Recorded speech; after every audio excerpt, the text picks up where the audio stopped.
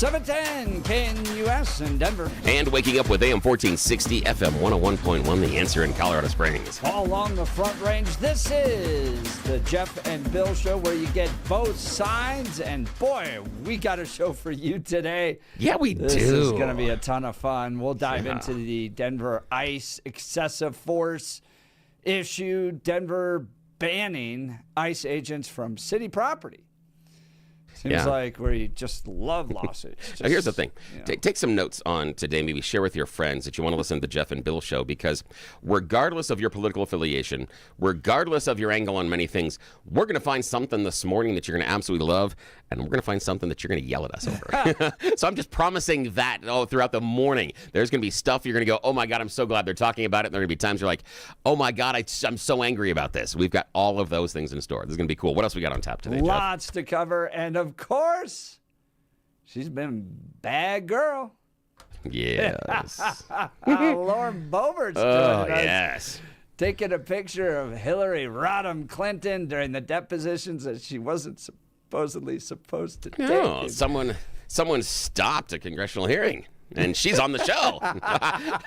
If that isn't the perfect encapsulation of the Jeff and Bill Show. I know, exactly. Someone that messed up a congressional testimony and now is on the show. It's high five, Lauren. This is great. I love this. I thought when you saw that you were going to go, oh, yeah. Just because Billy. 110. Yeah. Billy was the class disruptor. Yes, 110. Yes, absolutely. And I can't wait to talk to her about it because I think...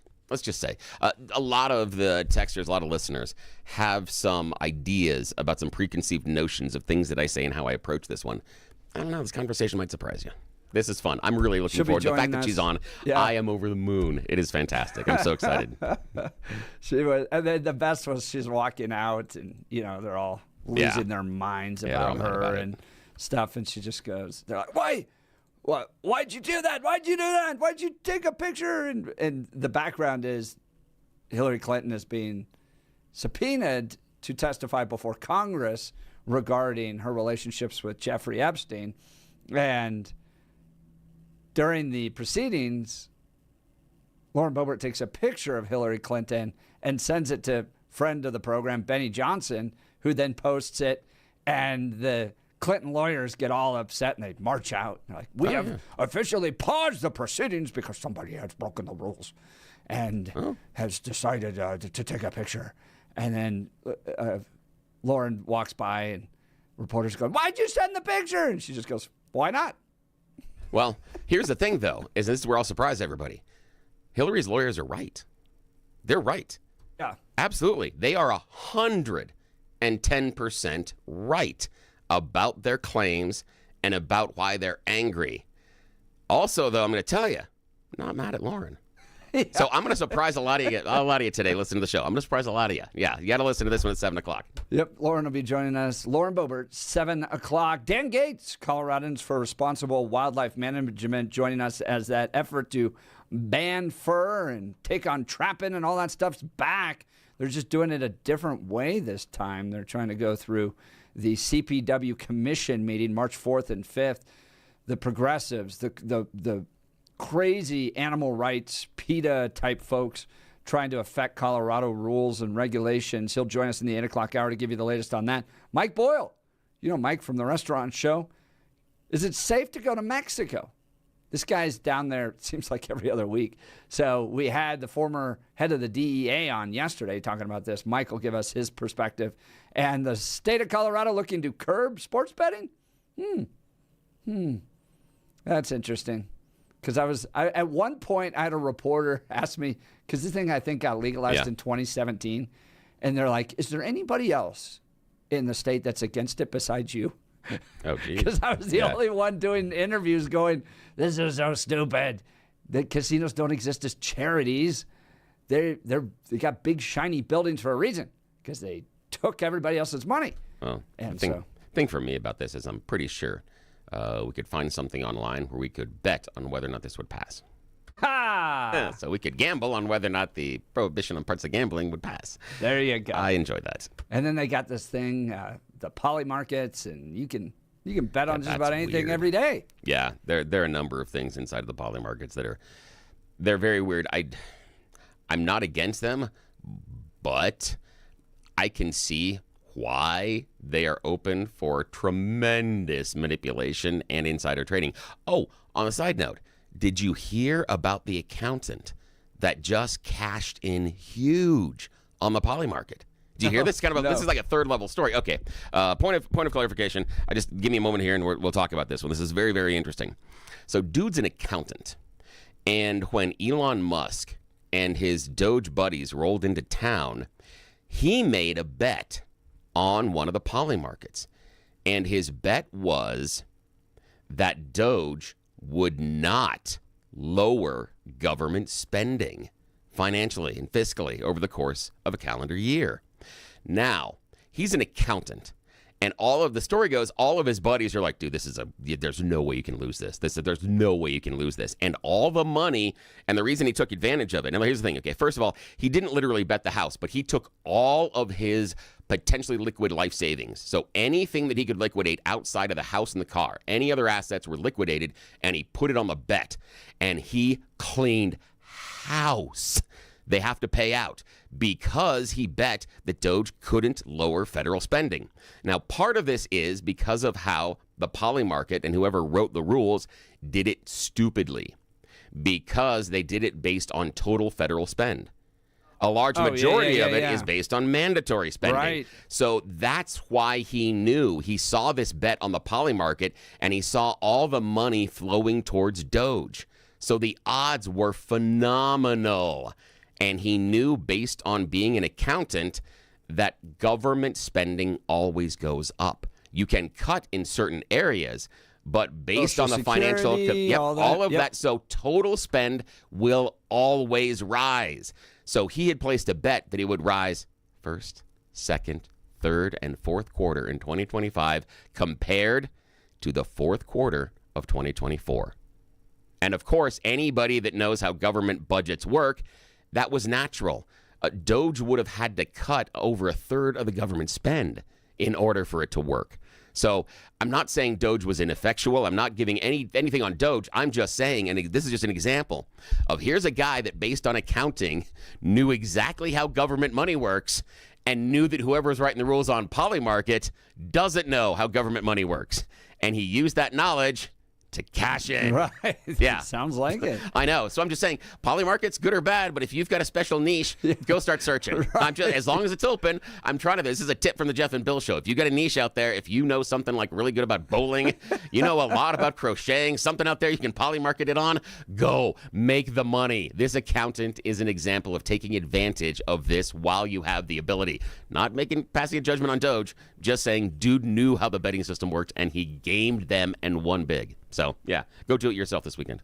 I'm going to see if Billy can bet on snakes in Kalshi. If I could. If I was smart about betting on soccer results, I never would have picked Bodo Glint to go through. So, I can't do that one. So, it's got to be something on snakes. We got a lot to cover today. Now is time for the news.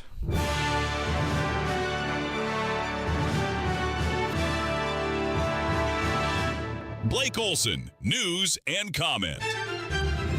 Hey, good morning. TGIF 37 and clear in Denver, 36 in the Springs, expecting highs in the upper 60s today. News sponsored by Pastor Camp Heating and Air Conditioning. For new home heating and cooling system, contact your Lennox dealer, Pastor Camp Heating and Air Conditioning at pastorcamp.com. Conditions apply. See dealer for details. Our top story. The number of times that she said, "I don't know, you'll have to ask my husband," was more than a dozen.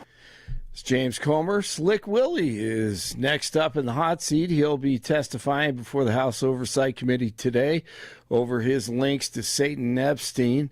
His testimony comes a day after his wife, Hillary Rodham Clinton, spent hours being grilled. Challenge in the beginning because we had agreed upon rules based on the fact it was going to be a closed hearing at their demand, and one of the members violated that rule, which was very upsetting because it suggested that they might violate other of our agreements. So we had to cease the hearing for a period of time until we could get assurances that no rules would be broken going forward. Colorado's Lauren Boebert took a photo and shared it with Benny Johnson, who also shared it. And Boebert posted on X, no U.S. ambassadors were harmed in today's photo. She'll be on with Jeff and Billy coming up in about an hour. James Comer says this is not a right and left issue, and they may bring Commerce Secretary Howard Lutnick to testify.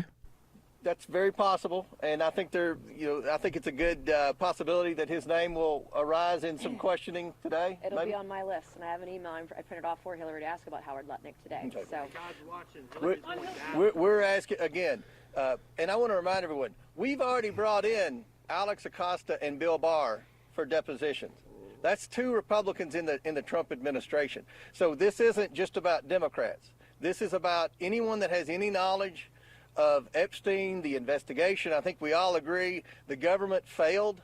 The government failed the victims. And what our role is, we can't prosecute anyone.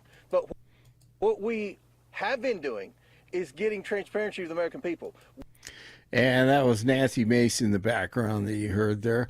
The FAA is again shutting down airspace near the Texas-Mexico border after the U.S. military accidentally shut down a Customs and Border Protection drone. The closure affects an area of about 50 miles south of El Paso. 47 will be in South Texas today on his affordability tour. He'll be in Corpus Christi to talk about energy and the economy. DJT's visit comes before the Texas Republican Senate primary next week.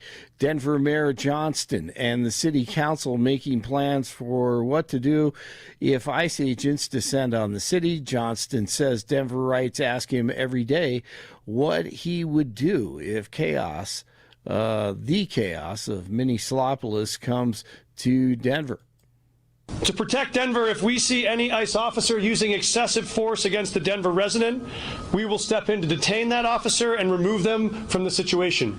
He says if an ICE agent assaults, shoots, or kills a civilian, the city will investigate and prosecute the crime no matter what the federal government does. Denver will also not allow ICE access to city-owned and city-controlled buildings and won't allow ICE to use city property to stage civil immigration actions. I gotta be honest.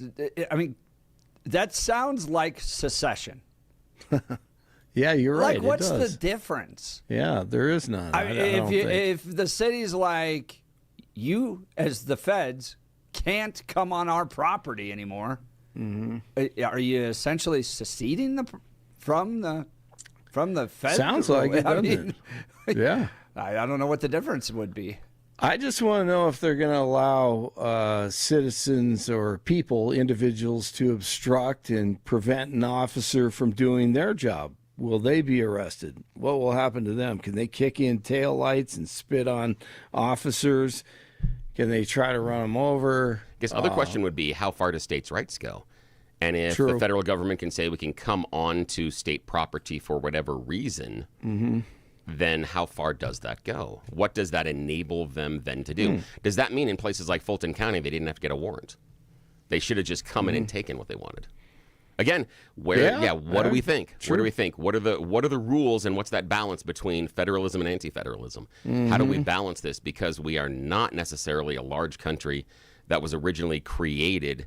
It was a series of smaller states, a la Europe, that was organized more into a European Union. That was the argument between the Federalists and the Anti-Federalists. They were super afraid of having an omnipotent federal government that could come in at any point in time and take control of what the state is doing. So it's a great theory behind it. It's a wonderful argument. How about a state that's just like, we're not going to abide by immigration laws? So, I mean, you not only have this where we're banning ICE agents, but you essentially have states saying, well, if you're here illegally, we'll just allow you to be here illegally. We're not going to enforce immigration laws. So at what point are you even part of the country anymore? Well, wasn't that the argument about abortion rights, that every state should be able to be an incubator of democracy and make their own choices on how the citizens and everyone around them would act? That's kind of the same argument, isn't it? No. No? Why not? Because one has to do with national security. I think, and the other at what has point to you're do with not definition part of the life. nation anymore. Like if you're just like, well, anybody could come in at any time, and and if you try to enforce federal immigration law, we'll not coordinate with you, but then ban you from our property is a little different than can I go down the street and kill the child in my womb? True. Well, again, you're using some nouns that not necessarily all scientists agree with per se. So it's, whether or not and when it becomes child, there's questions there. And there are also genuine disagreements about that as well. Some even inside of, the Judeo-Christian thoughts. And we've discussed this before, even in court of the Jewish religion, until it comes out and takes the first breath of life. You cannot be a Christian and pro-choice. I'm not saying that. I'm saying Jewish. And there are many Jewish brothers and sisters inside of the nation. So that's a question as well. So, but that there is some debate, and that was the idea behind the abortion law, was that each state would then be able to decide itself. So it's a question. Well, each state can't pick its own border policies. Well, they're not picking border policies. That's exactly what they're doing. No, they're not. Yes, they are. They're like, well, we're just not going to follow it. No, I don't agree with that. By the way, come on in. Here's some apartment. Here's 6 months of apartments and lawyers and debit cards for you. Smartphones. Yeah, Smartphones. I know, but right. it's really weird they keep showing up at places where they work. For all these loafers, it's weird they keep going to job sites, huh? That's strange. That's strange they show up at construction sites and things for all the people that are supposed to be at home getting all the freebies. It's weird. It's weird how that happens, huh? They're not showing up at people's houses.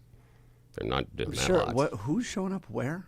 Yeah, well, my point is when it's this presupposition that illegal immigrants come into the country and then are bathed in the government largesse, that they sit at home and they receive all these. It's not a presupposition. You got to sit in debt. And we know they spent $356 million on illegal immigrants. Yeah, and how many? $250 million in debt. We have an exact 1-to-1 ratio almost on the city of Denver's debt. So it's not a presupposition. It's an actuality. No, the actuality, though, when you're looking at the people that have done the crimes and everything after crossing the border illegally, that's not a large portion of them. What I'm talking about are those people that work at construction sites, the people that work at hotels, the people that work at convenience stores, those people that may be here illegally or maybe in the processes of asylum. And that's kind of the issue inside. That's kind of the issue. Those people are here, and how do we deal with them at that point? At that point, that I disagree with ideally the federal immigration issue that is based on why they came in, how they came in. There's a lot of malleability because we've seen the government pick up people that showed up at their immigration hearings. So, again, our enforcement is all over the place and scattershot, and then we complain about cities and states having scattershot and enforcement practices that are all over the place. It's kind of how America's set up. It's just what happens. All right. The discussion will continue. The Wild beat the Avalanche last night, 5-2 the final. 36 in the Springs, 37 in Denver.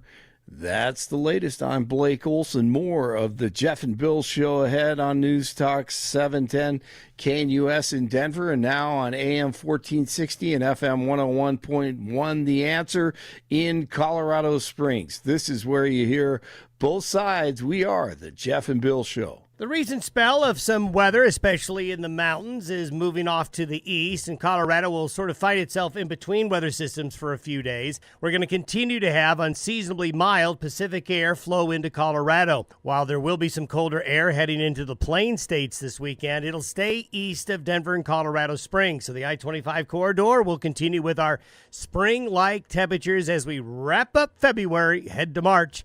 We're going to be 50s and 60s today for Denver and Colorado Springs and well into the 60s for Friday, Saturday, and near 60 Sunday. Now, as we get into Sunday through Tuesday of next week, there is a low-pressure system that'll come off the California coast and will spread showers into Colorado, mountain snow again, rain and snow showers in low elevations, and a little bit of a modest cooling trend late in the weekend and especially by early next week. Until then, though, spring-like conditions for the Front Range will continue. Meteorologist Don Day in the 710 KNUS Weather Center.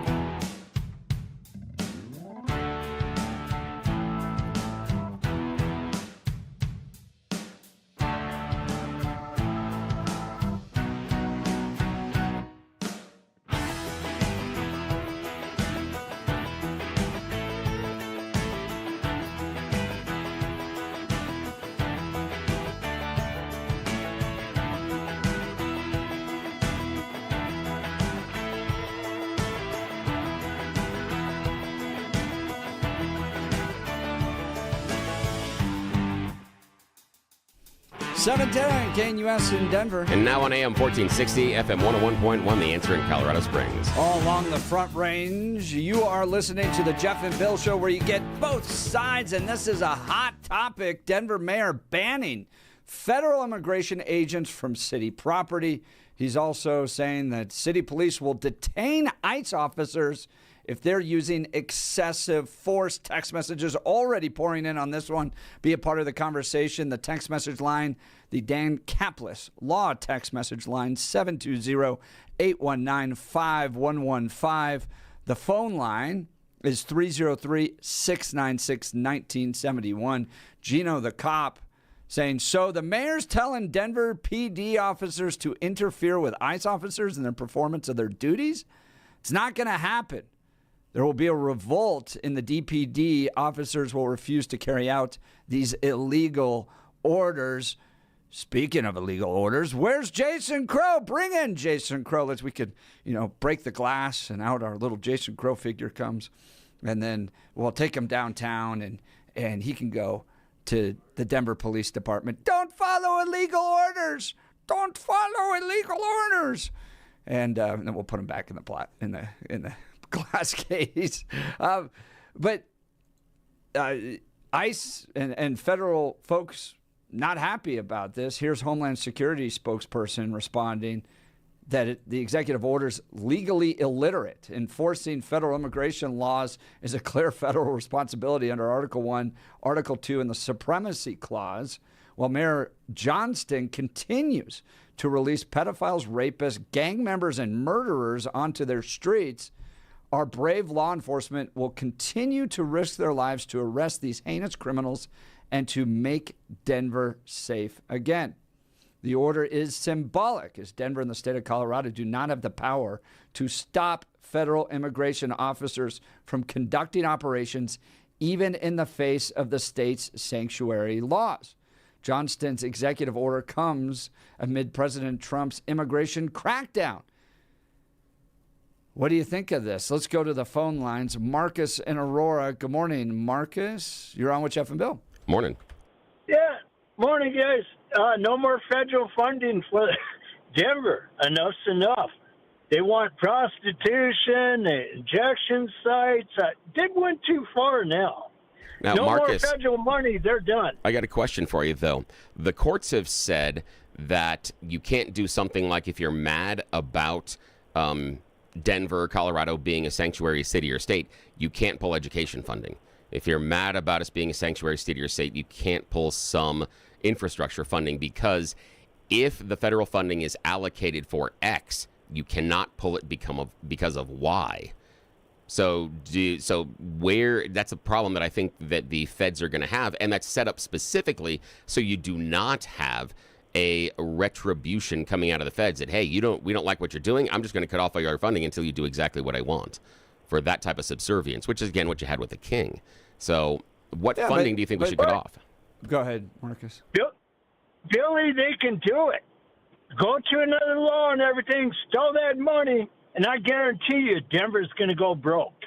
Well, so far the courts have disagreed with some of the ways that Trump has tried to stop funding as well. So I'm not convinced of that. But how long do we continue to just prop up these stupid cities that are clearly failing? So it's the requirement of every other American and their tax dollars and their hard-earned money to prop up a city, as Marcus pointed out, that now wants legalized prostitution and drug injection sites, illegal immigration. It's like they continue to make bad decision after bad decision that ruin the city, and it's the good people of Kansas that need to prop up the city?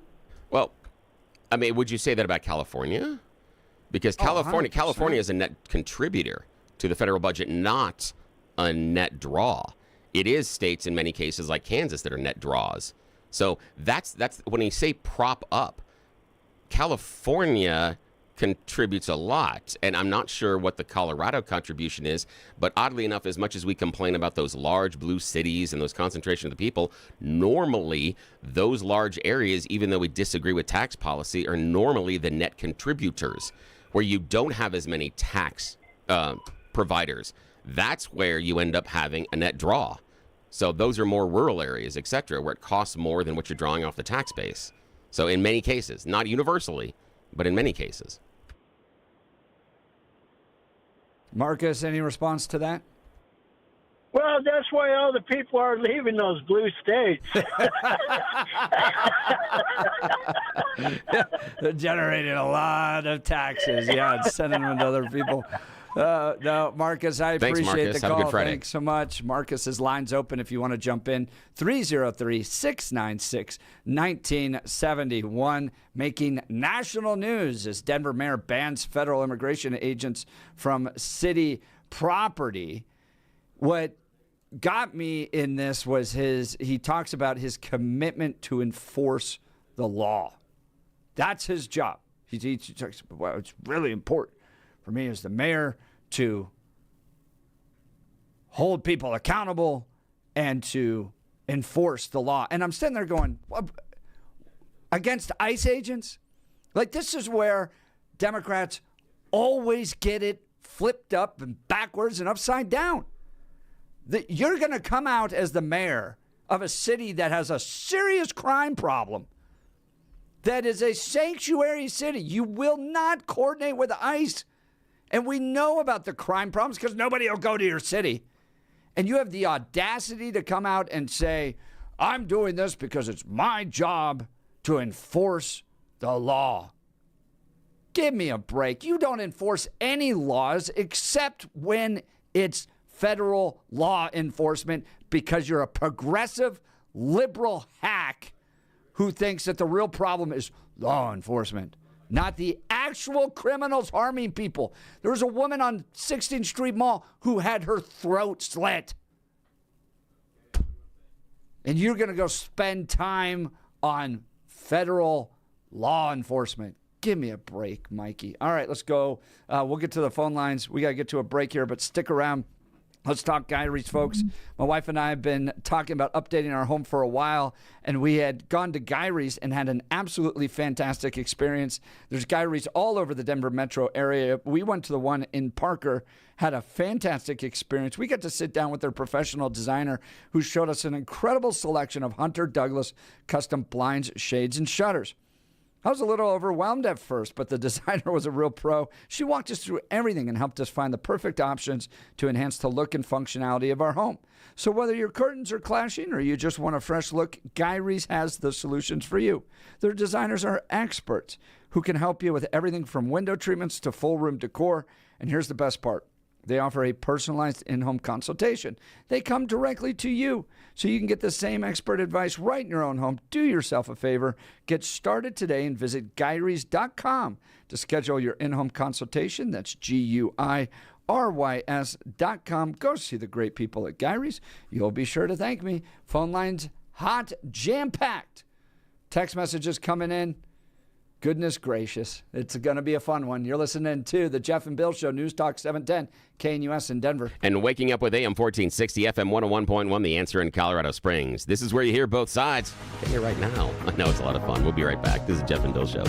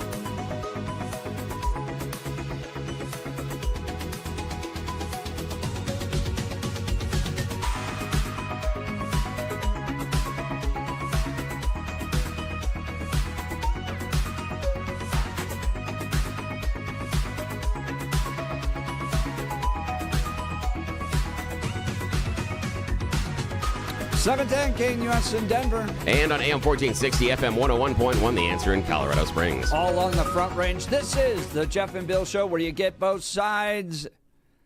Mayor Mikey making national news as he bans ICE agents from city property, as well as saying he will order city police to detain ICE officers if they're using excessive force, claiming he has a responsibility to, quote, prosecute crimes in our city, unquote. I'm just pointing out he doesn't seem to prosecute crap. Sorry. You have a major crime problem in your city. You have innocent women having their throats slashed on 16th Street Mall. And you have the audacity to utilize city resources to go after federal law enforcement agents. Democrats are always criminals first. That's what they prioritize. And they're going to put their energy and time towards ICE agents. All right, let's go to the phone lines. What do you think? Where am I wrong? Gina in Aurora. Good morning, Gina. You're on with Jeff and Bill. Good morning. Good morning. I just have a couple of things. First off, I worked as a waitress for many, many, many years, like over 20 years. And I was at one restaurant for a good 14. There was a time when, there were people that weren't here legally in the kitchen, dishwashers. I never, ever thought they weren't hard workers. I mean, a lot of them, are from Mexico. I think we all know that a lot of the Mexicans that you see on the job sites, are very hard workers. But they're here illegally. They're using maybe fake documents, stolen documents, being paid under the table. I never really cared, whatever. But it got to a point where we started noticing, like, our taxes, we would tip out the bussers, but we would still be paying the taxes on those tips for the illegal person. Oh, interesting. And that got to be really, really frustrating. And when you're with the restaurant for a long time, that could, that adds up to a lot of money. So, but then I also want to say, if they're not going to follow federal law, why should they get federal money? It's a great point. It's a great point. So, Bill, respond to that. The question is how and what the federal law does, and the idea of where the money goes, because the way that appropriations works, and this is the difficult part, Gene, and this is why it's set up this way, is if you appropriate money for education, you can't then pull that education money because you're unhappy with transportation in the state. If you allocate that money for transportation, you can't pull it based on immigration. You have to be able to pull funding that is directed towards that issue that you are complaining about. That is set up specifically because of revenge, because you don't want someone in power saying, I don't like this state that voted against me, no federal funding for you for anything. That we could imagine a world in when that happens, and that's why it's difficult to pull the funding. And courts have said there are a number of places where Donald Trump has tried to pull funding from states already, and the courts have denied him. He's won in a couple, but he's lost most of them. Pull funding from law enforcement, I guess, and from social services. Now there, I think you have got a pain point that would be targeted, and if they do it right, yeah, it could actually work and would absolutely fall under the law. And if the feds want to do it, I have no problem with that, because I do think that is one of the levers that exists in the relationship between the feds and the states that should be used in those cases. That if the state wants to go it alone or wants to not follow this particular directive, then there is no funding for that directive. That seems fair. It's got to be fairly targeted, and the lawyers have got to dot their I's and cross their T's. But yeah, Gina, totally fair. Gina, appreciate the call. Thanks so much. That's Gina from Aurora, reflecting on her time working in the restaurant industry, having to pay the taxes for the illegal immigrants that were working at that restaurant and getting paid under the table. Wow. All right, let's talk Dan Caplis with Dan Caplis Law. If you want your case to be taken seriously, you should choose a law firm that is taken seriously. Dan Caplis Law is taken seriously. Dan Caplis Law is a real trial firm and proves the truth when the insurance carrier does not pay all that it should in an out-of-court settlement. Dan Caplis is the only lawyer in Colorado history to win 11 straight 7-figure jury verdicts, including a record $205 million jury verdict in a wrongful death case and the largest truck crash jury verdict in Colorado state history. Dan Caplis Law is a serious firm for serious cases. Dan accepts righteous injury and death cases on a percentage fee basis. There are no upfront fees and no charge for an initial consultation. Dan Caplis Law has offices in Denver, Greeley, Loveland, and Fort Collins. Man, he's all over the place. If you want your case to be taken seriously, call Dan at 303-770-5551, 303-770-5551, or hit dancaplisLaw.com. That's Dan, C-A-P-L-I-S, law.com. Let's go back to the phone lines. Rick and Centennial. Rick, what do you think about Mayor Mikey banning ICE agents from city property? Oh, he's a hot mess. That's what I'll leave there for Denver. It's sad, really. Hey, Colorado, awesome day today. Get out and enjoy it. Love your guys' show. Jeff, you know what I always appreciate? And I think it's the shtick of the show, actually, is Bill, you never really ever answer a question. You point out the flaws. You always poke holes in things, but you rarely have a solution. Very similar to our Democrats. Let me get to my question. You mentioned, because you didn't answer Jeff's question about funding, you said, well, look over here, which is a typical ploy. California is a net contributor. So are you saying, Bill, that they don't need federal funding? No, that's not my point at all, and you're mischaracterizing the conversation between Jeff and I. What I was pointing out about California was that Jeff's statement was that the federal government is propping up all of these blue states. And I was pointing out that California is a net contributor compared to other states that are draws. That's all I'm pointing out, is this idea of making them, as we're propping them up, this idea that it is the rural states across America that are propping up all these failing blue cities. It's much more complex and diverse than that. That's it. I wasn't avoiding a question. I was pointing out that issue. I understand what you're saying sometimes, Francis, about the questions. I tried to answer them as pointedly as possible, but sometimes, just like you said, hey, you felt that I was moving to a different area to change the form of the conversation. I feel some of the questions are like that yesterday and today. And that's some of the questions I get are things like, I don't want to answer the question you said, Bill. I'm going to ask you another question. So do you feel I answered your question effectively, or do you have another question for me, Rick? So the other question I have for you is, if the state of Colorado puts in a law that I can have a beer at 18, is it okay if the feds remove federal funding for our highways? Depends on how it is allocated and what it is going for. It would depend on how the legislation is written and if there are any caveats based on drinking age that would prohibit it. I am not knowledgeable enough based on how those laws work. There could be some, again, based on how it is written, that could prevent it, but other federal funding might not be prevented. I would have to see how the legislation would be written here locally and also how the federal allocation would be written. That's where it would be. To Rick's point, though, that is how we get highway speed laws, seatbelt laws. Correct. It's how it's actually how Abraham Lincoln got Utah into the Union by saying you got to drop polygamy. Yeah, but my example is, and the reason I say it's different is because highway speed laws are universal. A drinking age at 18 doesn't mean that every 18-year-old is out in the car drinking. So that's why there's some wiggle room there. But immigration would be universal. One state can't say, well, we're just going to allow anybody in that we want. But you can't pull education funding for immigration funding. That's what I'm saying is you could pull federal highway funding based on speed limits or seatbelt use because that is directly applicable to you in a car on a federal highway. So having an 18-year-old that may be able to drink here but not in another state isn't necessarily applicable 100% on federal highway. In your example, a state could allow in a whole bunch of illegal immigrants and the feds would have to pay for their education funding.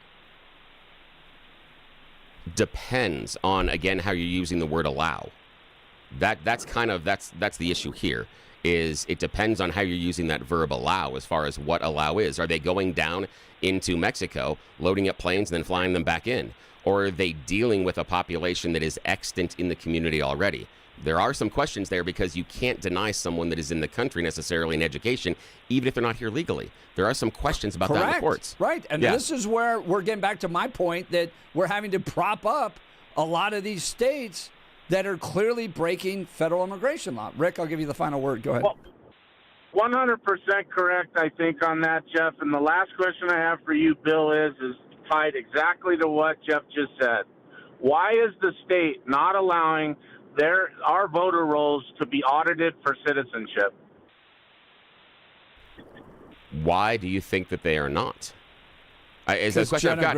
Because the issue is this. I understand, but the issue is, why does the federal government need the voter rolls inside of a state when the Constitution outlines that the state controls and has purview over their elections? Because legally they have that power. This is what we went through with the South and the Jim Crow laws and all that stuff. Because when states decide to be really stupid in their elections, the feds get to step in. Go ahead, Rick. Courts disagree. Courts disagree.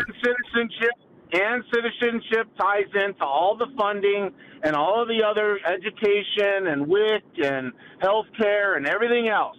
Yeah, it ties into everything. And that's why they do not want to allow it. Contemporary courts have disagreed that the federal government has a universal right to those voter rolls.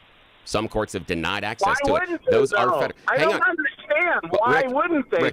It's just stupid. Rick, I'm not the judge, nor did I adjudicate that case. I'm just telling you that this isn't a rule that I'm making.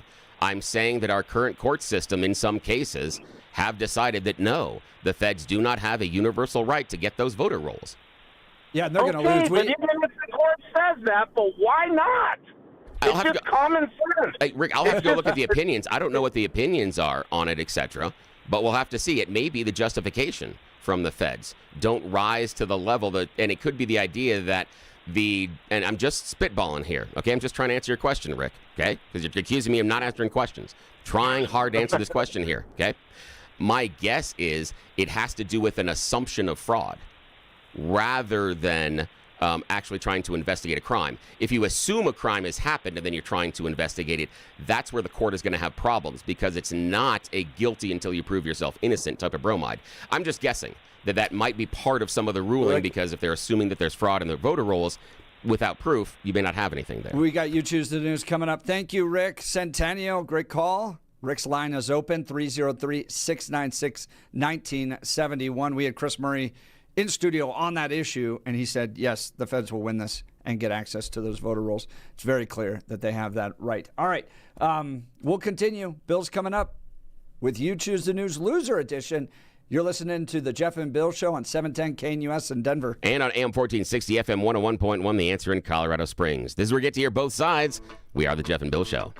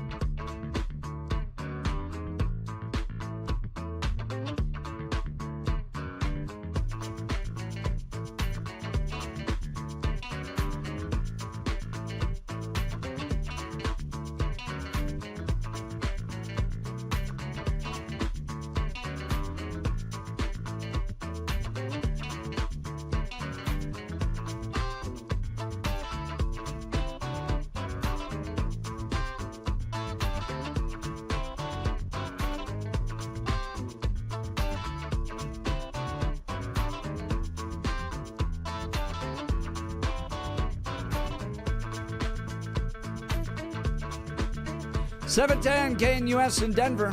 And now on AM 1460, FM 101.1, The Answer in Colorado Springs. All along the Front Range, it gets spicy on the Jeff and Bill Show. Yeah. You hear both sides, but we're going to take a little bit of time. Yes, we are. Do you want Francis? We want to hold Francis? No, I was going to hang him out there. Yeah, Francis, if you can hang on, man, we'll get you after that. We'll get you next. Stuff. Always good to hear from Francis. Now it's time for Bill Thorpe's You Choose the News. Yes, and I'll let you know, Jeff and I here fighting on the air, but we were just goofing around and laughing and making fun of other things off the air. So this is just how the show works. And speaking of laughter, it's the loser edition of You Choose the News. We've been waiting all week for those stories that have been passed over to get a second shot at glory. All right, you ready, losers? You are one pathetic loser. Loser! Let's go. Loser! You're a loser! The Losers Club.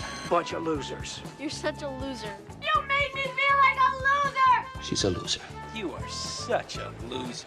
Loser. Yes, and I'm only referring to myself and these stories here in my hand as the giant losers. Once again, you know how this works. I browse the interwebs for moments in the morning, find really dumb stories about us humans, and then tag on these really ridiculous headlines. Because we want to play with the airtime in the morning once we found out that nobody that has any power at all wakes up until 7 o'clock. Oh, yeah, we're left unsupervised. Ask our parents about how that worked out sometimes in high school. There are stories, and I don't think all the statute of limitations has expired yet, so we can't discuss those yet live on the show. That's why we're going to play this game today. As always, Blake Olson joins us from the news department and Jeff Hunt in the studio. Here are our returning stories, sir. Headline number 1, go right to the source. Headline number 2, technological advancement. Headline number 3, with great vengeance and furious anger. And headline number 4, legs of death. Mr. Hunt, let's head straight to the source. Yes, let's go right to the source. He'll give you the answer that you'll endorse. He's always on a steady course. Blake, talk to Mr. Ed. Oh, I don't hear Blake. Maybe he's not with us yet. Oh, what's that? There you are. Oh, we had a sing-along portion and you missed your part. Oh, I'm sorry. Oh, well, everybody just remember, I don't invite Blake to apologize. karaoke. He's not going to pick up. Okay. My Anyway, that's a apologies, reference to Mr. Ed. Anybody who lives or works around horses knows that they can be incredibly noisy animals. Jeff and Mrs. Jeff know, including the little Jeff Huntlings running around, they hear the whinnies, the loud neighing sounds that they're known for, the squeals, and the nickers. Now, nickers are those deep resonant sounds. The squeals are much higher. But what the heck is a whinny? Now, scientists have been trying to figure out, how they can make that combination of low and high sounds for decades. It doesn't make any sense with a single set of vocal cords. Birds can do it. It's actually called biphonation, meaning making two different resonant sounds at the same time. Birds, because of how their vocal cords are structured, can do it easily. There are very few mammals that can do it. Horses are one of them. Here's how it happens. Now, of course, the science hippies stuck a tube down the horse's throat to see what was going on and then made it whinny. Now, what happens is with the whinny, they create those low nicker-like sounds by keeping their vocal cords open. But at the top, they're able to just squeeze a portion of them where they create a whistle. It is incredibly unusual in mammals. There are only less than a handful of species that can do this. Horses are truly remarkable animals because they can make both sounds at the same time. They are both making that low nickering and they're whistling at the same time. It's like those people that beatbox. Exactly. So it's kind of crazy. So, yes, appreciate those four-legged friends of ours. Yeah, on a little different level this morning. My wife will love that. I know. That one was for Mrs. Jeff. When I saw that, literally, that was for her. Okay, now, Blake, your turn, sir. Technological advancement with great vengeance and furious anger or legs of death? Legs of death. Legs of death. We find ourselves in Pocono Pines, Pennsylvania, and the Pocono Mountain Regional Police say, oh, it's okay, the fire is out, and yeah, the spiders are dead too. You see, Sean McDermott recently set fire to the 600 block of Uncas Lane. I'm saying the block because he started in his house and it spread to surrounding abodes. Yes. And neighbors saw him lighting several fires inside of the house, and he said, don't worry, I'm just trying to kill the spiders. They said they were worried once they saw him pull a love seat over the top of one of the flames. And it ended exactly like you thought. But the spiders are dead. Now, Jeff, technological advancement, great vengeance, and furious anger. Great vengeance. Yes, Kieran Rock says he is going to inflict great vengeance and furious anger, or at least he's going to be praying for it. The singer-rapper said he is going to hope that God will pay back all those dirty, rotten journalists who told everybody that he's charging $5,000 for VIP tickets to his concert. He thinks God should strike them down or turn them into pillar assault. I'm not sure which, but he's hoping for eternal judgment. Alrighty, speaking of eternal judgment, hopefully I don't face it after that story. But it's back to Jeff. That's the end of the Choosing News. The debate will continue. Plus, we got Representative Lauren Boebert joining us. She got a little feisty with Hillary yesterday. You're listening to The Jeff and Bill Show, 710 KNUS. And the answer in Colorado Springs.